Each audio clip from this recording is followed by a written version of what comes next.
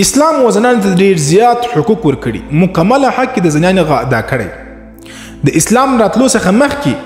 کفارو زنانې او دغه ښځې ژوندۍ په مځکه کې ښخولې، او چې کله به یو زنانې ته یو ښځې ته ناپاکي راغله د میاشتې،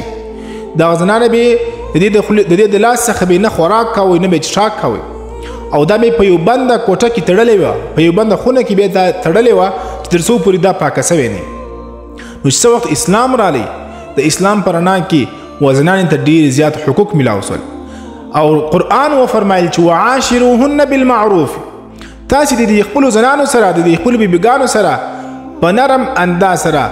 تاسې ژوند ورسره وکړئ، نرمي ورسره وکړئ. دا عاجزه مخلوق دی، تاسې دې سره ښه ژوند وکړئ، ښه اخلاق ورسره وکړئ. قرآن دا وایي. او حدیث کې راځي رسول الله صلی الله علیه وسلم فرمایي چې په تاسې کې بهترینه انسان هغه دی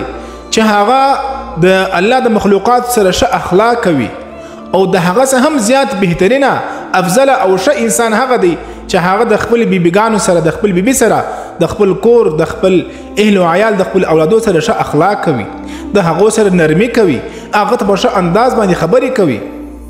زموږ پښتانه چې کله په بهر کې وي، په بازار کې وي، په مارکیټ کې وي، د دکاندار سره ښه اخلاق کوي، چې کله بیا کور ته راسي و خپل زنانې ته د غلامې د مینځي په نظر ګوري،